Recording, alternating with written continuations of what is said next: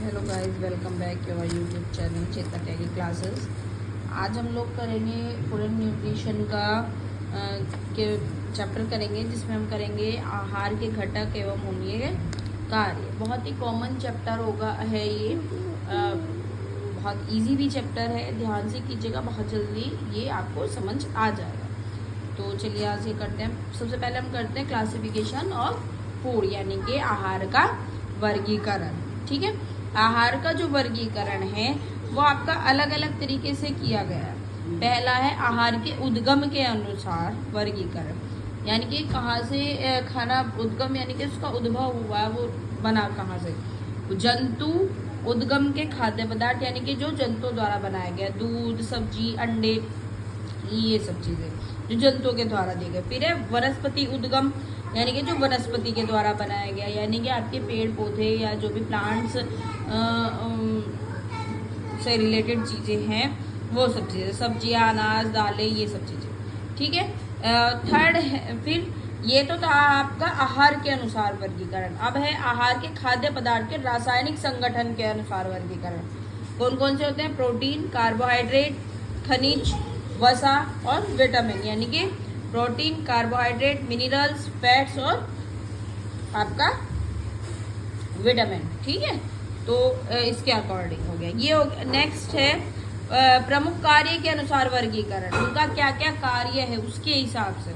जैसे कुछ जो खाद्य पदार्थ हैं आपके, उनका काम क्या होता है? शरीर का निर्माण करने वाले। कुछ का काम होता है शरीर को शक्ति प्रदान करने वाले। कुछ का काम होता है शरीर की रक्षा करने वाले। उसके अकॉर्डिंग इनका डिपार्टमेंट अलग अलग किया गया है। उसके हिसाब से भी ये चीजें आहार का वर्गीकरण किया गया है। ठीक है।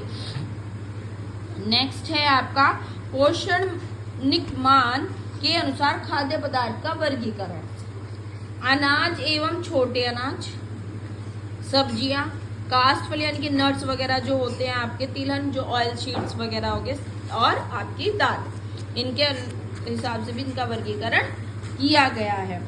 फल, जनत्व खाद्य पदार्थ, यानी कि जो आपके जंतुओं से मिलते हैं, घी, वसा, शुगर, मसाले और विविध प्रकार के खाद्य पदार्थ, इनको अलग अलग डिपार्टमेंट में आपने बांटा है। आई थिंक जो इसका क्लासिफिकेशन है जो भी फूड का, वो क्लियर हो गया होगा। बहुत इजी था ये, इतना और कॉमनली भी था। जब हम न्यूट्रिशन का चैप्टर पढ़ते हैं, सबसे पहले ये चीज़ बताई जाती है कि उसका क्लासिफिकेशन क्या होता है फूड का, और किन किन तरीके से उसको आप क्लासिफाइड कर सकते हैं। ठीक है। इसी में ही नेक्स्ट टॉपिक आता है आपका पोषक, यानी कि न्यूट्रिएंट्स। क्या होते हैं न्यूट्रिएंट्स? वो होते हैं पोषक, वे रासायनिक पदार्थ होते हैं जिनकी सहायता से ऊतकों की मरम्मत, यानी कि टिश्यूज की जो रिपेयरिंग होती है, उनके लिए शरीर की वृद्धि, उसके विकास एवं उसके ठीक प्रकार से कार्य करने और जिंदगी को बनाए रखने के लिए होती है। यानी कि वो सभी पोषक तत्व जो आपके शरीर की वृद्धि करने के लिए, आपको रोग प्रतिरोध क्षमता बढ़ाने के लिए, आपकी जो टिश्यूज की टूट फूट हो रही है, उनकी रिपेयरिंग के लिए जो जरूरी होते हैं, उनको आप पोषक तत्व कहते हैं। ठीक है। अब कौन कौन से होते हैं? एक होता है बृहत पोषक तत्व, यानी कि माइक्रो। ठीक है।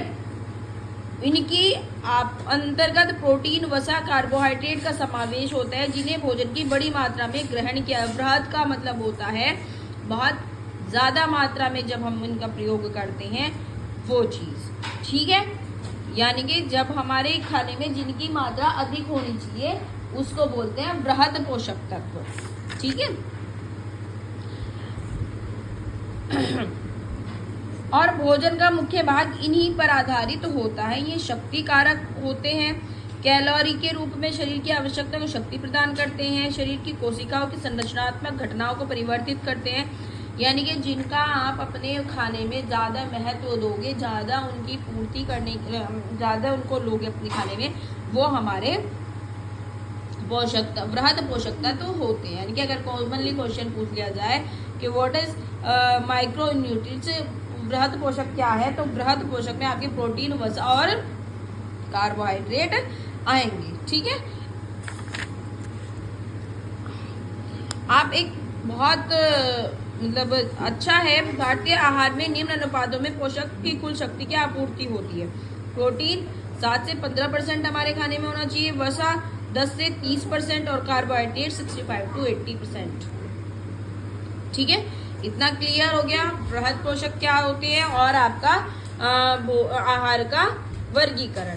ठीक है, अब आता है आपका लघु पोषक। लघु बृहद होता है जो बड़ा ज्यादा मात्रा में लिया जाए, लघु का मतलब होता है छोटा, यानी कि जो कम मात्रा में लिया जाता है। इसके अंतर्गत प्रोटीन व खनिज का समावेश होता है, क्योंकि इनकी जो मात्रा हमारे खाने में होती है वो ठीक मतलब कम ही होती है। बहुत सूक्ष्म मात्रा में इनकी आवश्यकता होने के कारण इन्हें लघु पोषक तत्व कहा जाता है। इनकी मात्रा 1 मिलीग्राम के अंश से लेकर कुछ ग्राम तक होती है। शरीर की कोशिकाओं एवं ऊतकों की उपयुक्त चयापचय यानी कि मेटाबॉलिज्म एवं उनको ठीक करने के कार्य के लिए इनकी आवश्यकता होती है। यानी कि जो आपका प्रोटीन वगैरह है इनको पचाने के लिए और जो आपके बॉडी का मेटाबॉलिज्म है वो ठीक प्रकार से कार्य करता रहे, इनके लिए आपको विटामिन और मिनरल्स की जरूरत होती है। इसलिए इसका लघु मात्रा में होना भी आवश्यक है, अगर नहीं लेंगे तो भी दिक्कत है। ठीक है, तो आपको जो अधिक मात्रा में हम लेते हैं उसको होता है बृहद पोषक, जिसमें आएंगे आपके प्रोटीन, वसा और कार्बोहाइड्रेट। और नेक्स्ट है आपका लघु पोषक, जिसमें आएंगे आपके विटामिन और खनिज। ठीक है, अब बृहद पोषक के अंतर्गत हमने पढ़ा था प्रोटीन। क्या पढ़ा था हमने? प्रोटीन। तो आज की जो क्लास का इम्पोर्टेंट टॉपिक होगा वो होगा आपका प्रोटीन। बहुत इम्पोर्टेंट टॉपिक है, बहुत अच्छे से क्लियरली इसको करेंगे।